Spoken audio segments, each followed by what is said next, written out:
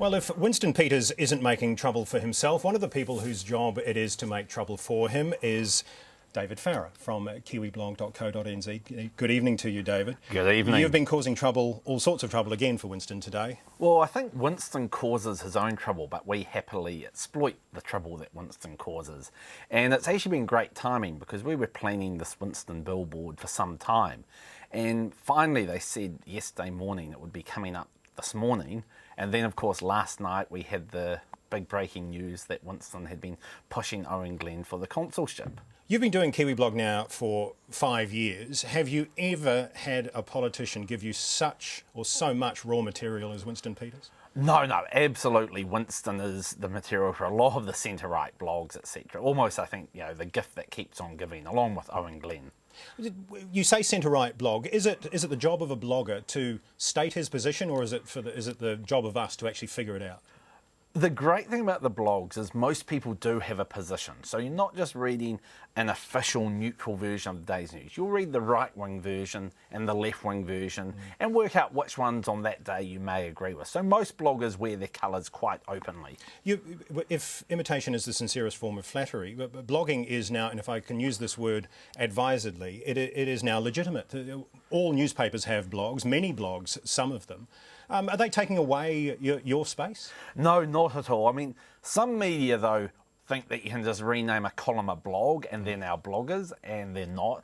Blogging, there's a bit of a culture there. It's about engaging with the audience, actually. What's different? What is different about the blogging you do, apart from being up what seems like 24 hours a day? I think humour is a big part of a successful blog. You can take things too seriously, and I've always said the day I do not enjoy blogging is the day I give it up. So the motivation isn't to get votes for a party or to take votes off a party. It's actually to have a bit of fun, but get your point across. Is it, as a centre-right blogger, is it to get political points off the centre-left, or is it to just get points where you can find it? Well, the good thing is you have a bit of independence. Look, of course, at the end of the day, you have a party you support, and everyone knows I used to work for National. But, when they do something which I think stupid, I'll say I think this is a bad policy. And when their politicians do stupid things, we'll sometimes make a bit of fun of that too. If you only make fun out of one side, I think you lose a bit there. We get our information from so many places these days. Blogs are just one of them. This is the second New Zealand election campaign to run with blogs going on in the background. I looked at the 2005 election blogs, and they were quite, if I can use the word, unsophisticated compared to what they are these days. You need to put a lot more stuff in, don't you? Yeah, there's a lot more multimedia, there's a lot more video there, a lot more cartoons and graphics. I've even got my own blog cartoonist now. A guy offered to be the exclusive cartoonist for Kiwi Blog. So they are becoming more sophisticated, and much more people, I think, are following them too. Also, you're coming out of the blogosphere. You're actually hitting the road with the BlogMobile. What's the point of coming out of the shadows? I thought that was one of the keys to being a blogger, is that you never got your face out there. No, well, look, it was a great offer. One of the people who reads and comments on the blogs offered to myself and Cameron Slater, would you like to be able to go mobile for the election? And we thought that'd be great. You can get to the provinces, talk to some of the candidates and MPs that you might not see. And he came forward with this wonderful Winnebago that's just got wonderful TV, microwave, all the things. So we've been having a great time getting around there.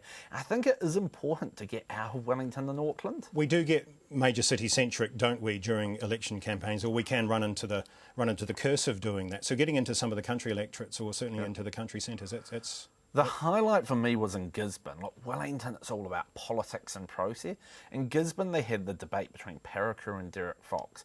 And the questions from the audience were about issues that mattered. It was about their school bus service. It was about the standard of housing. And that, for me, actually reflected why I think it was such a good call to go out to the provinces, because the issues, I think, do matter much more out there.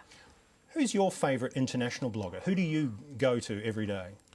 Every day, well, he's not a blogger, but the Drudge Report is the must-read in the United States.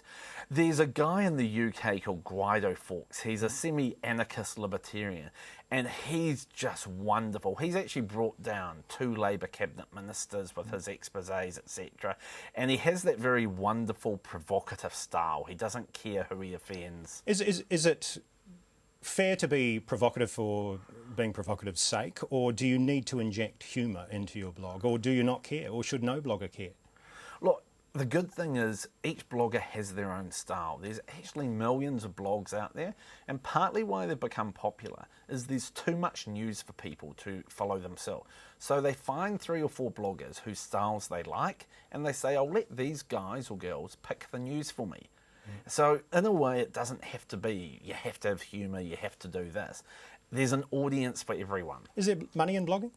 Not really. I've got some advertising on my blog. It's starting to come into a bit of useful pocket money, but it's a long way off being able to be anything you live off. In fact, it costs me a lot more than I make because of all the time I take away from my day job. But, you know, one day, some of the global blogs, the technology blogs, do actually pay a good salary. A little bit of crystal ball gazing. What will be the next wave in blogging? I mean, we've gone from basically just text-based blogs to multimedia blogs now. What's the future? I think it's going to be the combination of video but location, that you're going to have people, a bit like what we're doing here, much more mobile with the blogging. You've got, for example, on your BlackBerry now, a little feature. The moment you take a photo, you can push a button and it will upload it to your blog and your Facebook page. So the ability to actually blog around your mobile, I think, is going to be quite big. So the connection to an actual workspace is getting less and less necessary. Absolutely, no laptop needed. You know, a few years ago, you'd take photos on your camera, go home to your office, transfer them to your computer, log in, upload them. Now it's one push of a button and your photos are up on the blog. With the exception of Winston Peters, who, as you say, with Owen Glenn, are the gifts that keep on giving, how interesting has this been for bloggers, this campaign?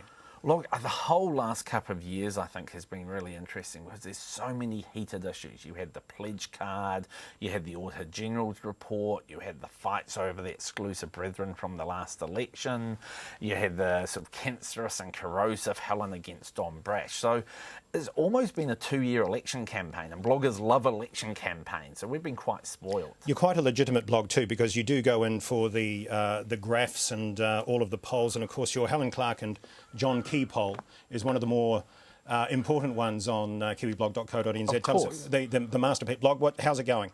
Well, Helen is still leading, but she slipped back. She was over 60%. What are we supposed to read into this? That they want to feed Helen to the dogs? There's 2 theories. One theory is people buy a particular dog toy to feed it to the dog. The other is they buy it because they like that politician, want it round in the house. And I perhaps leave it to people to make their own minds up as to the main motivating factor.